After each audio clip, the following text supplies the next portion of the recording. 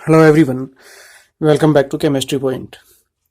तो second lecture अपन continue करते हैं अपना। नेक्स्ट जो पिछला प्रीवियस जिन बच्चों ने लेक्चर नहीं देखा, अपन डिस्कस कर रहे हैं कार्बोक्सिलिक अम्ल के बारे में। जो अपना एल्डिहाइड और कीटोन का जो चैप्टर था उसी का अगला पोर्शन है, part B, section B, carboxylic अम्ल, जिसमें अपन ने पिछले उसमें सामान्य जानकारी, कुछ इंपॉर्टेंट फॉर्मूले थे उनके बारे में डिस्कस कर लिया था, और आईपीसी नोमेनक्लेचर उसके बारे में जानकारी चल रही थी।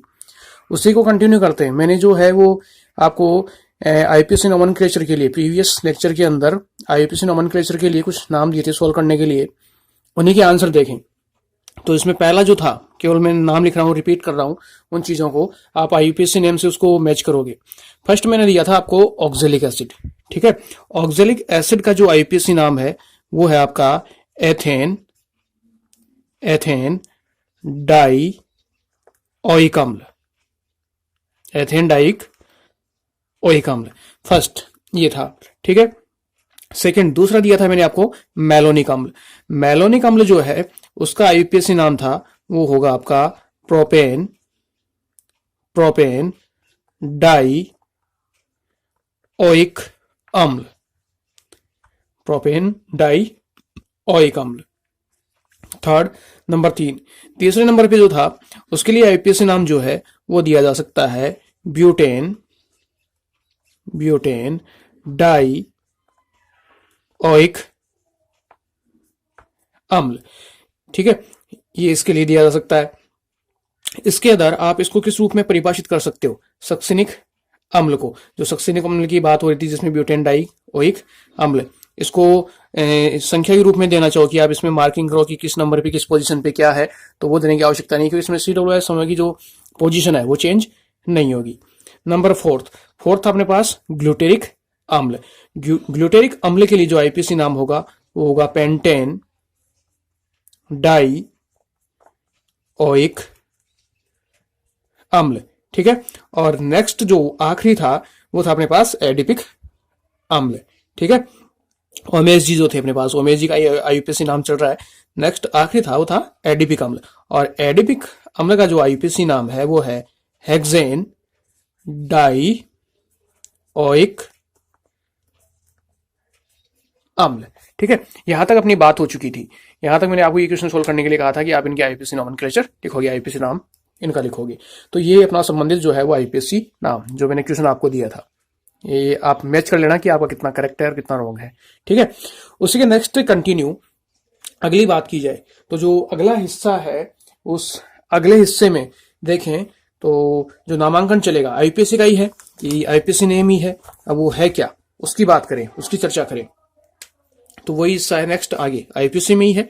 जैसे एक एग्जांपल आपको दिया, वो दिया CH2 CWH CH CWH और CH2 CWH। बहुत अच्छा क्वेश्चन है, एग्जाम के अंदर बहुत ज्यादा पूछा जाता है ये। तो यहां देखो इसके अंदर 3 फंक्शनल ग्रुप है अपने पास, सेम है CWH। इसमें आपको नियम जो ये कहता है वो कहता है कि लंबी मुख्य कार्बन श्रृंखला जो है वो चुननी है क्रियात्मक समूहयुक्त। अगर आप ये लंबी कार्बन श्रृंखला चुनते हो यहां से 1 2 3 4 और 5, और जब आप नंबरिंग करोगे तो सेम क्रियात्मक समूह है तो इसको जो है वो नंबरिंग नहीं दी जाती है, जबकि आपका मुख्य क्रियात्मक समूह क्या है? सेम है। तो जब मुख्य क्रियात्मक समूह सेम है, आप इन दो को नंबर दे रहे हो और इसको छोड़ रहे हो, तो ये मेथड गलत है, आपका रॉन्ग है। तो उस कंडीशन के अंदर क्या करना होगा कि आपको इन तीनों को ही छोड़ना होगा। तो मुख्य क्रियात्मक समूह जो श्रृंखला होगी आपकी वो रहेगी ये वाली। इसमें तीनों को ही क्या मानना है आपको? प्रतिस्थापी मानना है। तो तीनों को आप जो है वो छोड़ोगे, रिमूव करोगे। तो यहां अब आप नंबरिंग करोगे, वो होगा, आप दोनों साइड से नंबरिंग कर सकते हो क्योंकि दोनों नंबर पे पोजीशन क्या आ रही है? सेम आ रही है। तो 1 2 और 3, 3 कार्बन है, ठीक है। अब 3 कार्बन है तो अब नामांकन जो है वो आप आसानी से इजीली कर सकते हो। तो नामांकन के लिए 3 कार्बन के लिए क्या लिखोगे? प्रोपेन। 3 कार्बन के लिए प्रोपेन।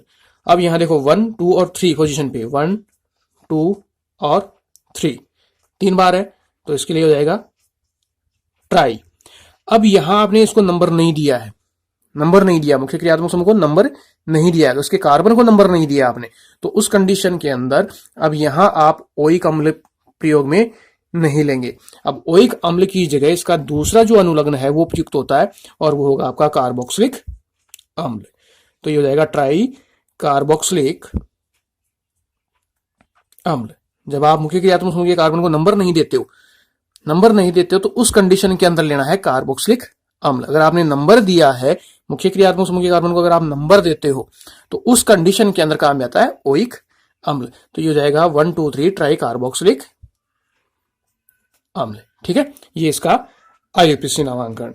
एक आखिरी एग्जाम्पल आप और लेना चाहो तो जैसे ले सकते हैं इसके अंदर CH3, ये प्रैक्टिस के तौर पे है। CH3 CH Cl CH CH2 CH3 और COOH। ठीक है, इसकी बात की जाए तो इसका नामांकन क्या होगा। देखो, मुख्य क्रियात्मक समूहयुक्त लंबी कार्बन श्रृंखला का चयन। तो यहां देखो 1 मुख्य क्रियात्मक समूह अपना ये है, मुख्य क्रियात्मक समूह ये दिया हुआ है। ठीक है, तो 1 2 3 और 4 कार्बन, 1 2 3 और 4 कार्बन। तो अपने पास 2 सीरीज है, 2 श्रृंखलाएं हो गई, एक तो सीधी श्रृंखला और एक ये नीचे की ओर। तो अपने को मुख्य कार्बन श्रृंखला वो चुननी है जहां से ज्यादा क्या निकलते हो, प्रतिस्थापी निकलते हो। ठीक है, प्रतिस्थापी ज्यादा से ज्यादा बाहर निकलनी चाहिए। अगर देखो आप ये वाली श्रृंखला लेते हो, जो इधर से ध्यान से देखना इसमें, अगर आप ये वाली श्रृंखला काम में लेते हो, नीचे की ओर आते हो ये, तो इधर केवल अपने पास एक प्रतिस्थापी निकलता है। लेकिन अगर आप सीधी कार्बन श्रृंखला को यूज में लेते हो, अगर ये मुख्य कार्बन श्रृंखला मानते हो, तो एक प्रतिस्थापी मेरे पास Cl निकलता है और एक प्रतिस्थापी निकलता है CH3 और CH2। तो इस तरीके से मुझे 2 प्रतिस्थापी प्राप्त होते हैं। तो मेरी मुख्य कार्बन श्रृंखला जो कौन सी होगी वो सीधी स्ट्रेट। तो मैंने मुख्य कार्बन श्रृंखला का चयन कर लिया, वो ये मेरी मुख्य कार्बन श्रृंखला। अब क्या करना है, मुख्य क्रियात्मक समूह को न्यूनतम अंक देना है। तो मुख्य क्रियात्मक समूह को न्यूनतम अंक दे दिया मैंने 1, उसके बाद में 2 3 और 4। अब प्रतिस्थापियों को देखो, यहां ये प्रतिस्थापी और एक प्रतिस्थापी ये है। ये प्रतिस्थापी है क्लोरो, जो किससे शुरू होता है, C से। ये प्रतिस्थापी क्या है, एथिल, किससे शुरू होता है, E से। तो अंग्रेजी वर्णमाला में पहले क्या आएगा, C पहले आएगा, तो C पहले लिखा जाएगा, उसके बाद में आता है E, उसके बाद में E लिखा जाएगा। तो नामांकन में नाम क्या हो गया इसका, तो इसका नामांकन करोगे तो 3 क्लोरो, 3 क्लोरो, 2 ये है आपका एथिल, 2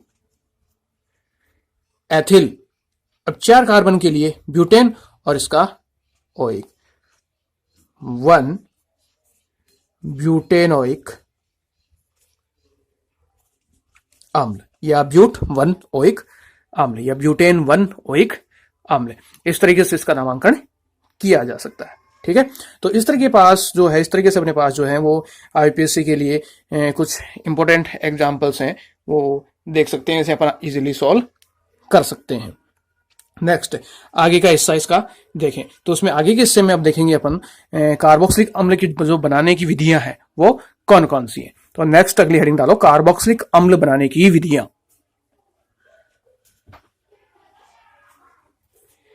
कार्बोक्सिलिक अम्ल बनाने की विधियां कौन कौन सी हैं। बहुत आसान विधियां हैं, इंपॉर्टेंट विधियां हैं, पीछे पड़ी हुई हैं। एक तरीके से ये नहीं है कि अगर आपने ध्यान से पढ़ा है, देखा है, तो आप इजीली उनको सोल्व कर सकते हैं। ठीक है, कार्बोक्सिलिक अम्ल बनाने की विधियां। अब विधियां कौन कौन सी हैं, तो फर्स्ट विधि की बात करूं तो फर्स्ट विधि है जो अपन ने प्रीवियस चैप्टर्स पढ़े हैं उन्हीं से लेंगे। जैसे पहले लेते हैं प्राथमिक एल्कोहलों द्वारा या एल्डिहाइडों के ऑक्सीकरण द्वारा। तो फर्स्ट विधि है प्राथमिक एल्कोहल या एल्डिहाइड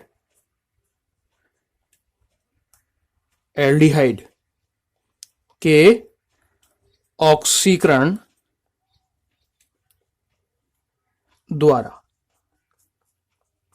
ये अपने फर्स्ट विधि है, प्राथमिक एल्कोहल या एल्डिहाइड के ऑक्सीकरण द्वारा। तो प्राथमिक एल्कोहल का जैसे एक कॉमन एग्जांपल लेता हूं, सामान्य एग्जांपल लेता हूं, उसके बाद में देखते हैं एग्जांपल। इसमें एक कॉमन एग्जांपल लिया मैंने, जैसे है RCH2OH। ये मेरे पास क्या है, 1 डिग्री एल्कोहल। ठीक है, प्राथमिक एल्कोहल है।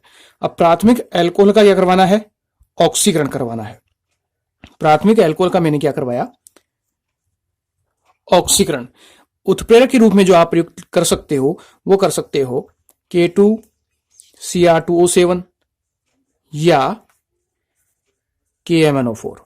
ठीक है, इन दोनों उत्प्रेरक की उपस्थिति में कोई भी एक, आप दोनों में से कोई भी एक यूज में ले लो। आप K2Cr2O7 की उपस्थिति में करवा लो, KMnO4 इसकी उपस्थिति में करवा लो। इन दोनों में से आपको कोई एक यूज में लेना है। इस उत्प्रेरक की उपस्थिति में आपको क्या करवाना है, इसका ऑक्सीकरण करवाना है। तो जब इसका ऑक्सीकरण करवाओगे तो मैंने एक आपको शॉर्ट टर्म बताई, एक तरीका बताया था कि जब भी एल्कोहलों का ऑक्सीकरण होता है, एल्कोहलों का ऑक्सीकरण होता है, मैं ये नहीं कह रहा प्राथमिक है कि द्वितीयक ही ये तृतीयक है। तो जब भी एल्कोहलों का ऑक्सीकरण करवाओगे तो एल्कोहलों का ऑक्सीकरण करवाने पर क्या मिलता है, सबसे पहले एल्डिहाइड या कीटोन मिलेगा। और एल्डिहाइड और कीटोन का जब ऑक्सीकरण करवाया जाएगा तो आगे क्या मिलता है, कार्बोक्सिलिक अम्ल प्राप्त होता है। तो यहाँ पे एल्कोहल दिया हुआ 1 डिग्री एल्कोहल, तो 1 डिग्री एल्कोहल से याद रखना हमेशा क्या मिलता है अपने को, एल्डिहाइड प्राप्त होता है। तो यहां से क्या होगा कि H2O बाहर निकलेगा।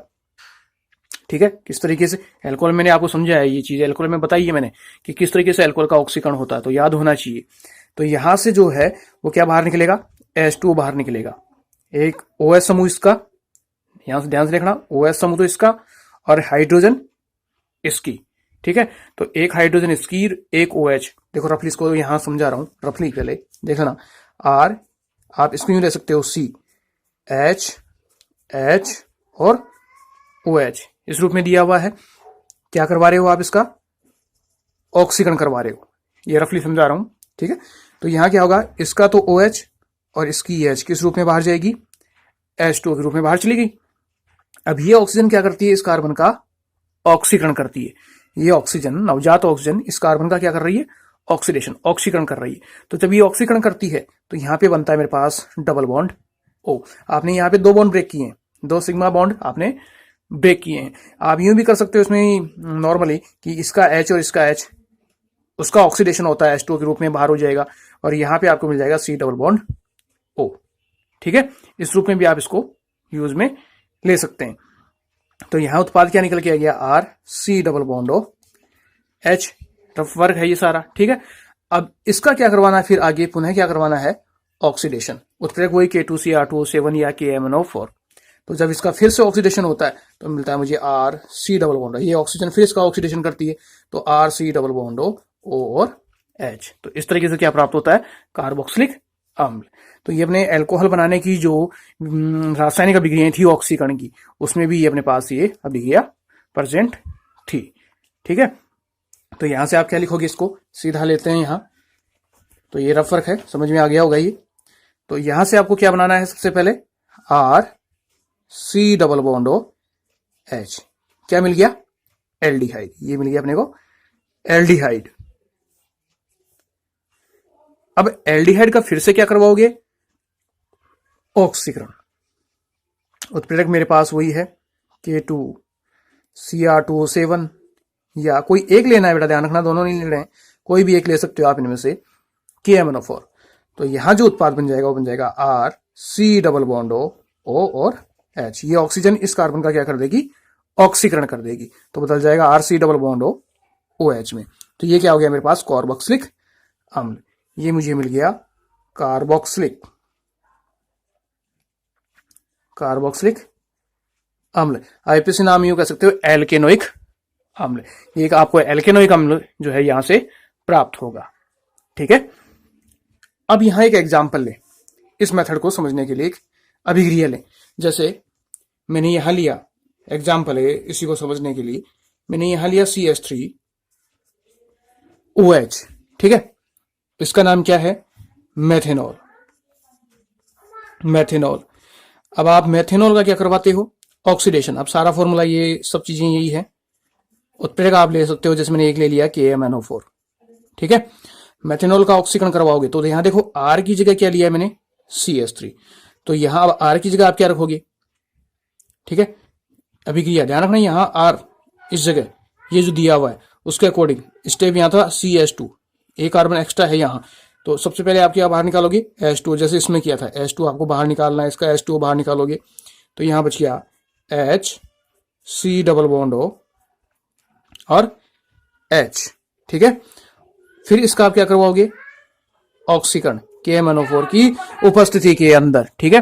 तो जब आप इसकी उपस्थिति के अंदर इसका ऑक्सीकरण करवाओगे तो यहां से मुझे मिलता है H, C double bond O और H। ये यौगिक कहलाता है मेरा फॉर्मिक अम्ल, ठीक है। और ये जो कहलाएगा वो कहलाएगा मेरे पास फॉर्मेल्डिहाइड। ये कंपाउंड हो गया मेरा फॉर्मेल्डिहाइड। तो ये आपकी फर्स्ट अभिक्रिया। जैसे मेथनॉल का क्वेश्चन आ जाएगी, मेथनॉल का ऑक्सीकरण दीजिए या मेथनॉल के ऑक्सीकरण को समझाइए, मेथनॉल के ऑक्सीकरण की रासायनिक समीकरण दीजिए। तो ये अपने पास संबंधित मेथनॉल की रासायनिक समीकरण फर्स्ट एग्जाम्पल हो गया। अब इसी को लेकर करें आगे, जैसे एथेनॉल दिया हुआ हो, एथेनॉल के ऑक्सीकरण की बात की जाए इसी में, ठीक है। तो अब एथेनॉल का आप ऑक्सीकरण करवा सकते हो। अगर एल्कोहल याद है तो कोई दिक्कत ही नहीं है, एल्कोहल में आपने सारा पढ़ लिया है ये वाला। तो यहाँ एथेनॉल का कर ले लें, तो एथेनॉल के लिए लिया मैंने, जैसे CH3 है, CH2OH। इसका क्या करवाना है मुझे, ऑक्सीकरण किसकी उपस्थिति में, KMnO4। आप K2Cr2 भी ले सकते हैं। इसकी उपस्थिति में ऑक्सीकरण करवाओगे तो सबसे पहले क्या बनेगा, CH3 C double bond O और H, ठीक है। फिर इसका आगे क्या होगा, ऑक्सीकरण किसकी उपस्थिति में, KMnO4 की उपस्थिति में। तो KMnO4 की उपस्थिति में हो जाएगा तो मेरा प्रोडक्ट उत्पाद हो जाएगा CH3 C double bond O और H। तो अभिक्रिया समझ में आ गई। ये एक एग्जांपल। आप मेन अभिक्रिया अपनी जो कॉमन मैंने अभिक्रिया ली थी आप उसको याद कर लो तो इजीली वो अभिक्रिया अपने पास संपन्न हो जाएगी। इसको बोला जाता है एसिटिक अम्ल। इस प्रोडक्ट का नाम आप नीचे लिख सकते हो, एसिटिक अम्ल। और ये जो बन रहा है बीच में अपने पास यहाँ इस जगह हो जाएगा एसिड एल्डिहाइड। ये क्वेश्चन के रूप में कैसे आ सकता है, आपको बोर्ड में एग्जाम में स्ट्रेस दे सकता है ये CH3 CH2OH, ठीक है। यहां से दे दिया ऑक्सीडेशन और साथ में दे दिया KMnO4। इस जगह हो गया आपका प्रोडक्ट A। फिर इसका आप करवा रहे हो oxidation in presence of KMnO4। तो यहाँ आपका जो प्रोडक्ट हो गया B। तो यहाँ क्वेश्चन दे सकता है आपको, find out A and B। इसमें आपको A और B को क्या करना है, पहचानना है कि A क्या है और आपका B क्या दिया हुआ है। तो A तो हो गया मेरा ये एसिटाल्डिहाइड और B क्या हो गया मेरा एसिटिक अम्ल। IPC नाम करोगे तो क्या हो जाएगा, एथेनोइक अम्ल, ठीक है। और इसका नाम क्या हो जाएगा, एसिटाल्डिहाइड का IPC नाम, इसका नाम हो जाएगा एथेनेल। क्लियर है। तो इस तरीके से ये क्वेश्चन भी पूछा जा सकता है, ऐसे क्वेश्चन बनाया जा सकता है। या सीधा दे सकता है आपको कि प्राथमिक एल्कोहलों का या फिर एल्डिहाइडों का ऑक्सीकरण दीजिए या उसकी ऑक्सीकरण की रासायनिक समीकरण दीजिए, ठीक है। ये फर्स्ट अभिक्रिया। सेकंड, दूसरी अभिक्रिया बनाने के लिए कार्बोक्सिलिक अम्ल के निर्माण की सेकंड विधि, दूसरी विधि डालेंगे। तो ये मैंने फास्टली इसलिए ले लिया कि अपने पास अल्कोहल में पड़ा हुआ है, इसलिए मैंने इसको फास्ट रूप में ले लिया है। अब जिसको अल्कोहल नहीं पड़ा हुआ है वो यहाँ से अल्कोहल से मेरे वीडियो में प्लेलिस्ट में दिया हुआ है, आप वहां जाके अल्कोहल के चैप्टर को कंसल्ट कर सकते हैं, देख सकते हैं। सेकंड, नेक्स्ट अब टू बात करें दूसरी विधि की। ये जो दूसरी विधि है वो दूसरी विधि अपन ने जो है एल्किल हैलाइड, जहां एल्किल हैलाइड पड़ा है वहां ये विधि अपन ने सोल्व की है, उस जगह इस चीज को अपन ने देखा है। तो सेकंड विधि डालेंगे, वो होगी आपकी 1-1-1 ट्राई हेलो व्युत्पन्न के जल अपघटन द्वारा 1-1-1 ट्राई हेलो व्युत्पन्न के जल अपघटन द्वारा इसका अपने को जल अपघटन करवाना है। 1-1-1 ट्राई हेलो व्युत्पन्न यानी एक ही कार्बन के ऊपर 3 हेलोजन समूह प्रेजेंट है। तो इसकी रासायनिक समीकरण देखी जाए, इसकी रासायनिक अभिक्रिया ले तो ऐसा एग्जाम्पल मेरे पास था एक क्लोरोफार्म, अपने वहां पड़ा है क्लोरोफार्म, वो सबसे बेटर है। क्लोरोफार्म के लिए मैंने ले लिया CH, Cl, Cl और Cl। ये क्या है, क्लोरोफार्म, ठीक है। और ये तो इसका नाम है इस कंपाउंड का क्लोरोफार्म। इसमें एक ही कार्बन पे देखो, एक ही कार्बन पे 1-1-1 हो गया, ट्राई हेलो, तो यहाँ पे क्लोरो दिया हुआ तो ट्राई क्लोरो, तो 3 हेलो समूह यहाँ जुड़े हुए हैं एक ही कार्बन के ऊपर। तो इस आधार पे सीखा 1-1 ट्राई हेलो। तो क्लोरोफार्म ले लिया, इसकी क्रिया आपको करवानी है किसी प्रबल क्षार के साथ। तो जब आप इसका क्षारीय जलावठन करवाते हैं, तो इसका क्षारीय जलावठन करवाऊंगा तो मैंने यहां ले लिया, अगर आपको पीछे वाली वो अभिक्रिया याद है तो KOH और KOH। ये KOH कैसा है मेरे पास? जलीय पोटेशियम हाइड्रोक्साइड। ठीक है, ये क्या दिया हुआ है? जलीय पोटेशियम हाइड्रोक्साइड। आप क्लोरोफॉर्म की क्रिया जलीय पोटेशियम हाइड्रोक्साइड के साथ करवाओगे तो यहां देखोगे क्या बनेगा? K+ और OH माइनस। इस तरीके से तीनों में बनेगा K+ और OH माइनस। इधर आओगे तो Cl पे क्या बनेगा? Cl माइनस, और कार्बन पे क्या बनेगा? प्लस। ठीक है, Cl के ऊपर क्या बनेगा? माइनस, और कार्बन पे क्या बनेगा? प्लस। तो यहां से इस तरीके से ये 3 क्लोरीन जो है, ये 3 क्लोरीन Cl, यहां नीचे ले रहा हूं इसको मैं, क्लोरोफॉर्म। तो ये 3 क्लोरीन इधर से 3 पोटेशियम को लेकर क्या निकलती हैं? बाहर निकल जाती हैं KCl के रूप में। ठीक है, और ये 3 OH इस कार्बन के साथ आके जुड़ती हैं। तो यहां हो गया इस जगह H C, OH और OH। जब एक ही कार्बन के ऊपर 3 OH समूह आ जाए तो वो कंपाउंड जो है वो होता है आपका अस्थायी। ठीक है, एक नियम है कि अगर एक ही कार्बन के ऊपर 2 OH समूह प्रेजेंट हो, कम से कम 2 OH समूह प्रेजेंट हो, 2 तो होने चाहिए, और 2 से ज्यादा है तो कोई दिक्कत है ही नहीं। तो कम से कम अगर 2 OH समूह एक ही कार्बन के ऊपर प्रेजेंट है तो वो कंपाउंड क्या होता है? अस्थायी होता है। और फिर वो स्थायित्व के लिए जब उसको बॉयल किया जाता है, गर्म किया जाता है, तो वो स्थायी होता है। तो उस कंडीशन के अंदर फिर जब इस कंपाउंड को, जो अस्थायी कंपाउंड है, ये बॉयल होता है, गर्म किया जाता है, तो यहां से फिर क्या निकलता है? H2O का अणु निष्कासित होता है, बाहर होता है। तो यह 3 OH समूह दिए में, तो इन तीनों में से आप क्या करोगे? किसी एक समूह का तो ले लो H, जैसे मान लो आपने इसकी तो ले ली H, और दूसरे समूह की क्या ले लो? OH। ये H2O के रूप में बाहर। जरूरी नहीं मैंने ये लिया है, आप ये भी कर सकते हो, इसकी H और ऊपर वाले की OH। ये यहां से क्या हो जाएगी? निष्कासित, बाहर निष्कासित हो जाएगी। तो ये समूह H2O के रूप में बाहर निकला। अब आपने एक बॉन्ड इसका तोड़ा और एक बॉन्ड ये तोड़ा, तो ये जो 2 सिग्मा है, ये 2 सिग्मा मिलकर यहां क्या बना देंगे?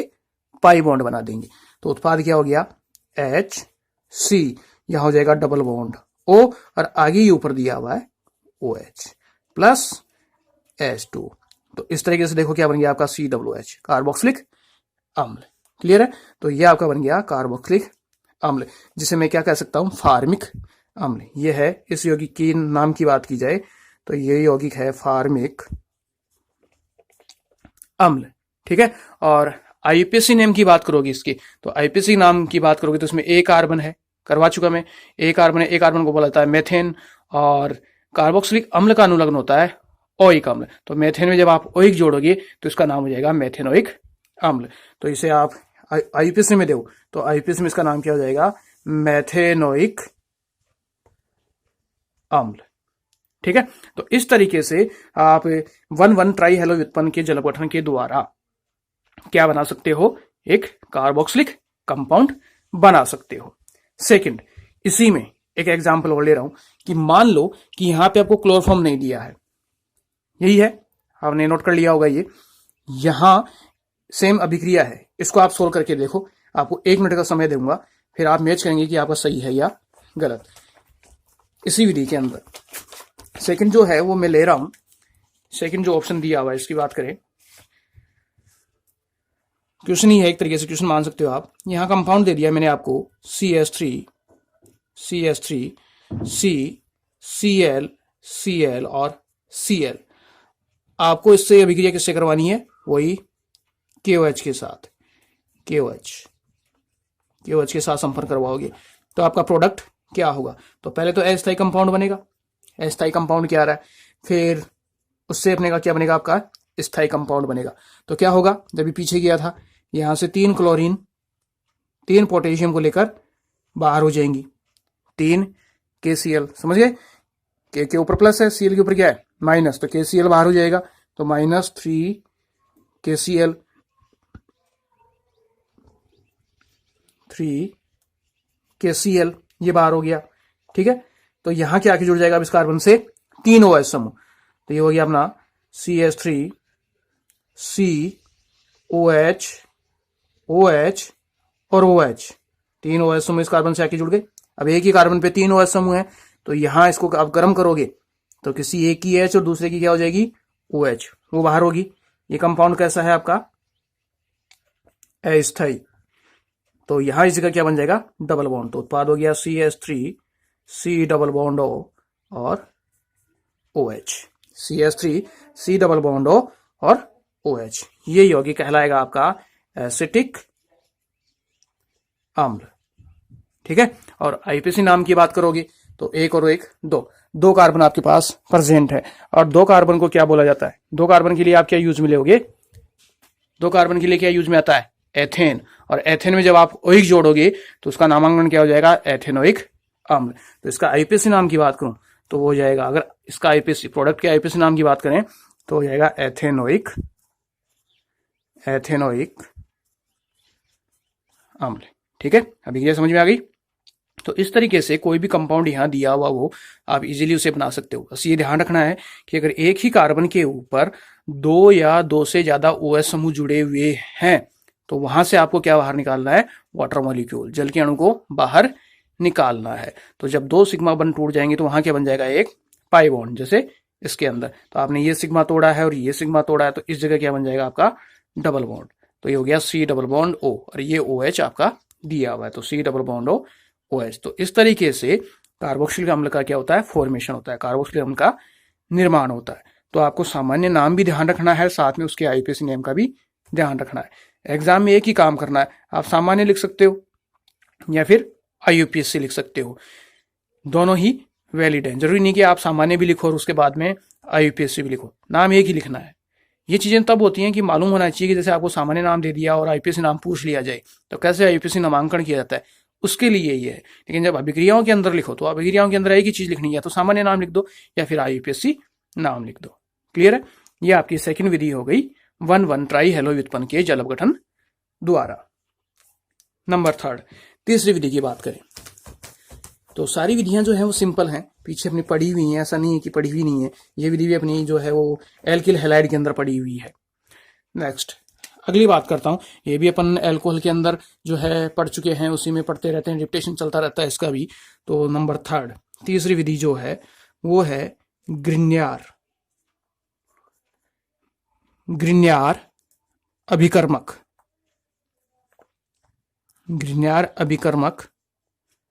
द्वारा। ठीक है। अब ग्रिन्यार अभिकर्मक से क्रिया करवानी है तो सबसे पहले ग्रिन्यार अभिकर्मक होता क्या है। ग्रिन्यार अभिकर्मक वो है मेरे पास RMG और X। RMGX को क्या कहा जाता है, ग्रिन्यार अभिकर्मक। अब ग्रिन्यार अभिकर्मक की क्रिया किससे करवाओगे, कार्बन डाइऑक्साइड के साथ, कार्बन डाइऑक्साइड। तो कार्बन डाइऑक्साइड क्या होता है, कार्बन डाइऑक्साइड होती है अपने पास CO2। ठीक है। तो CO2 को किस रूप में लिखा जा सकता है, तो CO2 को मैंने ले लिया O double bond C double bond O। Carbon dioxide है और ग्रिन्यार अभिकर्मक है, इन दोनों की क्रिया करवानी है सबसे पहला कार्य। तो इन दोनों की क्रिया कराओगे तो फर्स्ट स्टेप में क्या होगा, यहां से देखें इसमें तो देखो RMGX में Mg के ऊपर क्या आता है, पॉजिटिव चार्ज। ठीक है।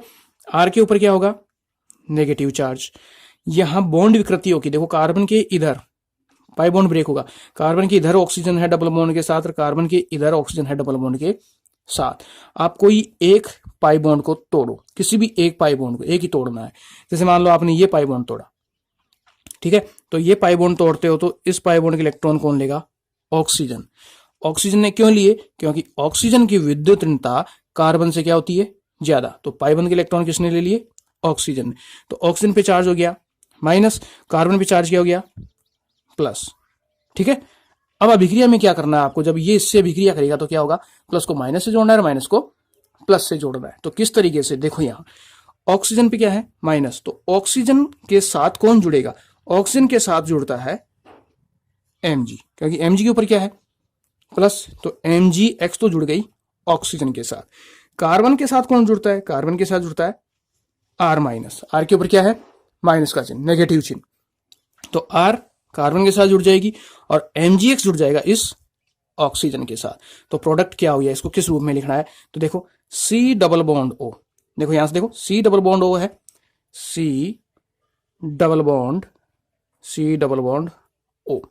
ये सी डबल बॉन्ड ओ में सी के साथ क्या आके जुड़ रहा है, आर। अब आप यहां इधर जोड़ सकते हो, इधर भी जोड़ सकते हो, यहां जोड़ दिया मैंने आर। हो गया क्लियर यहां तक, R C double bond O. अब ये देखो, ये सी डबल बॉन्ड ओ इसके साथ क्या जुड़ी हुई है, ऑक्सीजन ओ माइनस, और इस O माइनस के साथ क्या जुड़ रही है अब, Mgx। तो इसके साथ आके जुड़ गई Mg और X। क्लियर है बात। दोबारा देख रहा, C डबल बॉन्ड O में है, कार्बन को ले आप C डबल बॉन्ड O, सबसे पहले ले लिया आपने C डबल बॉन्ड O। अब इस कार्बन से कौन जुड़ रहा है, इस कार्बन से आके जुड़ रहा है कौन, R समूह, तो आपने R जोड़ दिया कार्बन से। अब कार्बन के साथ क्या जुड़ा हुआ है, CO माइनस, ये CO माइनस, इस ऑक्सीजन पे माइनस है, तो इस माइनस के साथ क्या आके जुड़ेगा, Mg और X प्लस, तो Mgx प्लस ये इसके साथ आके जुड़ गया, अटैच हो गया, बन गया कंपाउंड। अब इस कंपाउंड का आपको आगे क्या करना है, एल्कोहल में अपन ने पढ़ा है, इसका करवाओगे आप आगे जल अपघटन, इसकी जल से क्रिया करवाओगे। तो जैसे ही जल से क्रिया कराओगे तो यहां बनता है H प्लस और OH माइनस, और ये बॉन्ड ब्रेक होता है, यहां से ये बॉन्ड ब्रेक हुआ, इस बंध को आपने तोड़ा, यहां बंध है इन दोनों के बीच में OMgX। तो यहां O पे तो माइनस है, MgX पे प्लस है, H प्लस है और OH माइनस है। तो देखो माइनस को कौन ले लेगा, Mg, तो ये बना देगा MgX जुड़ा हुआ है, और ये ले लेगा OH। H किसके साथ जुड़ जाएगा, O माइनस के साथ, तो प्रोडक्ट क्या हो जाएगा, साथ में हो जाएगा, देखो R C double bond O दिया हुआ है, O ले लेगा किसको, हाइड्रोजन को, ये हो गया OH। ये मेरा क्या बन गया, कार्बोक्सिलिक अम्ल। ठीक है, तो कार्बन डाइऑक्साइड की क्रिया जब आप घृणा अभिकर्मक के साथ संपन्न करवाते हो तो इस तरीके से जो है वो कार्बोक्सिलिक अम्ल का जो है निर्माण किया जा सकता है। ठीक है, नेक्स्ट अगली विधि डिस्कस करते हैं, तो समझ में आ गया होगा। अब आर की जगह आप कुछ भी ले सकते हो, जो भी example Maithil, ethyl, propyl, butyl, जो भी आप लेना चाहो। ठीक है, नेक्स्ट नंबर 4, एस्टर के जल अपघटन द्वारा। एस्टर के जल अपघटन द्वारा जब एस्टर का जल अपघटन करवाया जाता है, ठीक है, तो एस्टर का जल अपघटन, तो आप कॉमन ले लो, पहले एक कॉमन अभी गया, कॉमन एस्टर ले लो। जैसे मैंने कंपाउंड लिया, वो लिया R C double bond O और R, ये एक एस्टर है। ठीक है, अब यहां R है, यहां R है, आप डिफरेंस करने के लिए, अंतर करने के लिए मान लो मैंने इसको कर दिया R डैश, इसको आप R डैश कर सकते हो, कोई प्रॉब्लम नहीं है। RCOR ये क्या है, आपका एक एस्टर। इस एस्टर का क्या करना है आपको, जल अपघटन, यानी इसकी क्रिया आपको जल के साथ संपन्न करवानी है।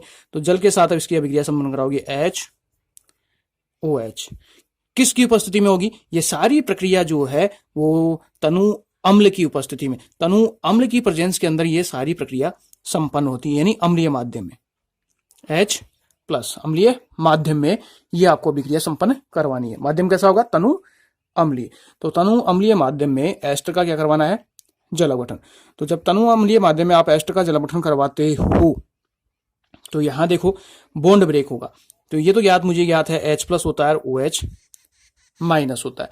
अब यहां बॉन्ड आपको कौन सा तोड़ना है, देखो O और R के बीच में भी बंद है, तो बंद O और R का तोड़ा जाए या OR ये बॉन्ड तोड़ा जाए। तो इस प्रक्रिया को समझे, तो इस प्रक्रिया को समझने के लिए इसमें एक चीज देखो, वो ये कि यहां C डबल बॉन्ड O, इस C डबल बॉन्ड O इस कंपाउंड के अंदर रेजोनेंस अनुनाद होता है। इस पाई बॉन्ड के इलेक्ट्रॉन कौन लेगा, ऑक्सीजन। ध्यान से देखना, पाई बॉन्ड के इलेक्ट्रॉन कौन लेगा, ऑक्सीजन। तो ऑक्सीजन पे क्या आएगा, माइनस, कार्बन पे क्या चलेगा, प्लस। अब कार्बन पे प्लस है तो ये कार्बन इस R से भी इलेक्ट्रॉन ले सकता है, इस ऑक्सीजन से भी इलेक्ट्रॉन ले सकता है। अब चूंकि इस ऑक्सीजन के पास यहां 2 लोन पेयर हैं, ठीक है, तो 2 लोन पेयर मौजूद हैं, तो ये ऑक्सीजन अपना इलेक्ट्रॉन जो है वो इसको देना शुरू करती है, इसको डाइवर्ट करती है। तो जब इलेक्ट्रॉन ये इधर से मिलता है तो इस बॉन्ड के टूटने की प्रायिकता क्या हो जाएगी, ज्यादा हो जाएगी। इस बॉन्ड के टूटने की प्रायिकता जो है वो क्या होगी, ज्यादा होगी। तो यहां जो है आप ये बॉन्ड तोड़ते हो तो ये निकलता है R प्लस, और ऑक्सीजन किसके रूप में, माइनस के रूप में। तो ऑक्सीजन जैसे ही माइनस के रूप में आएगा तो इसके साथ आगे क्या जुड़ जाएगा, H। तो ये हो गया आपका O और H। R प्लस के रूप में जा रहा है तो ये R प्लस जो है वो किसको लेके बाहर निकलेगा, OH माइनस को। आई बात समझ में, ठीक है। तो ये बन गया ROH। ध्यान से देखना, पाई बॉन्ड के इलेक्ट्रॉन यहां पहुंचे, ऑक्सीजन पे माइनस, यहाँ पे क्या हो रहा है प्लस, अन्नाद के द्वारा कि बॉन्ड तोड़ना कैसे है। प्लस आया तो ये कार्बन कहां से इलेक्ट्रॉन लेगा, ऑक्सीजन से। ऑक्सीजन कहां से इलेक्ट्रॉन ग्रहण करेगा, इस एल्किल समूह। तो यहां से ये बॉन्ड ब्रेक हुआ, इस जगह से बॉन्ड ब्रेक हुआ, तो ये बॉन्ड ब्रेक हुआ तो R तो हो गया प्लस, O हो गया माइनस। O के साथ क्या जुड़ेगा, माइनस के साथ प्लस, इस पे आ गया माइनस, इस पे क्या हो गया प्लस। ये स्थिति हो गई। आप ये तोड़ना चाहो तो ये भी तोड़ सकते हो, आंसर आपका सेम आएगा, RO माइनस से H बनेगा, ठीक है। OS इसके साथ जुड़ जाए तो वही कार्बोक्सिलिक अम्ल बनता है। तो ये कंडीशन हो गई। तो यहां से बन गया R प्लस किसको लेगा, OH माइनस को, तो ये बन गया ROH। H किसके साथ चला जाएगा, इस ऑक्सीजन के साथ बन गया H। तो उत्पाद क्या हो गया, तो उत्पाद हो गया देखो RC डबल बॉन्ड O, ठीक है। यहां जुड़ा हुआ है O माइनस, तो O के साथ क्या जुड़ जाएगा इसका, H प्लस, तो ये गया ROH। अब इस R के साथ क्या जुड़ जाएगा इसका, OH माइनस, तो साथ में बन गया प्लस ROH, ठीक है। तो इस तरीके से इसमें यह अभिक्रिया अपने पास संपन्न होती है। क्लियर है। तो आपको यह अभिक्रिया इस रूप में देनी है। अब एक एग्जाम्पल लें इसका, इसको एग्जाम्पल के रूप में समझें, एग्जाम्पल के रूप में तोड़ें इस अभिक्रिया को इसी रूप में। तो जैसे मैंने एक एग्जाम्पल ले लिया, उदाहरण के लिए इस R की जगह जो मैंने ले लिया वो ले लिया CH3, इस C डबल बॉन्ड O दिया हुआ है O, R डैश ये अलग है। यहां अगर एक कार्बन है तो आप यहाँ पे 2 कार्बन ले लो, 3 कार्बन ले लो, 4 कार्बन ले लो, जो भी आप लेना चाहो वो आपकी सुविधा के अनुसार है। तो यहां मैंने ले लिया CH2, इधर एक कार्बन था, इधर मैंने 2 ले लिए CH3, ठीक है। इसका क्या करवाना है मुझे, जल अपघटन। किसकी उपस्थिति में करवाना है, अम्लीय माध्यम की, तनु अम्ल की उपस्थिति में यह अभिक्रिया मुझे संपन्न करवानी है। तो मैंने जो है वो ये बॉन्ड तोड़ दिया, तो ऑक्सीजन पे आ गया माइनस, कार्बन पे आपका क्या है प्लस, इधर है H प्लस, ये है आपका OH माइनस। अब आपको प्लस और माइनस ऐड करना है, तो यहाँ इस ऑक्सीजन माइनस के साथ यहाँ क्या जुड़ेगा, हाइड्रोजन प्लस, और OH माइनस किसके साथ जुड़ जाएगा, आपका कार्बन के साथ। तो उत्पाद क्या होगा, CH3 C double bond O, C double bond O plus के साथ क्या जुड़ रहा है, माइनस, ये हो गया OH प्लस, इधर से हो गया CH3 CH2O और ये ले लेगा H को, तो CH3 CH2O और H। तो ये बन गया आपका कार्बोक्सिलिक अम्ल, प्लस में साथ में एल्कोहल। तो ऊपर भी क्या बन रहा था, कार्बोक्सिलिक अम्ल, यहाँ क्या बन रहा है, एल्कोहल। तो ये आपका सेम प्रोसीजर। यौगिक का नाम क्या है, एसिटिक अम्ल। आईपीसी नाम करोगे तो एथेनोइक अम्ल। इसका नाम क्या है, एथेनॉल। 2 कार्बन है, एल्कोहल है, एल्कोहल का नाम होता है ऑल, 2 कार्बन के लिए एथेन, तो ये नाम हो गया एथेनॉल। क्लियर। तो ये आपका कार्बोक्सिलिक अम्ल और ये एल्कोहल। मुख्य उत्पाद मुझे क्या चाहिए था, कार्बोक्सिलिक अम्ल बना रहे हैं, तो ये मेरे पास कार्बोक्सिलिक अम्ल। उत्पाद का नाम नीचे लिखना, एसिटिक अम्ल या एथेनोइक अम्ल। एसिटिक अम्ल है सामान्य नाम, एथेनोइक अम्ल जो है वो है आईपीसी नाम। तो इस तरीके से अपने पास ये कार्बोक्सिलिक अम्ल जो बनाने की विधि है वो चौथी विधि कंप्लीट होती है एस्टर के जल अपघटन द्वारा। क्लियर है। इसका नेक्स्ट अगला हिस्सा, इसी में वीडियो में अगला हिस्सा है, उसको नेक्स्ट अगले वीडियो के अंदर कंसल्ट करेंगे।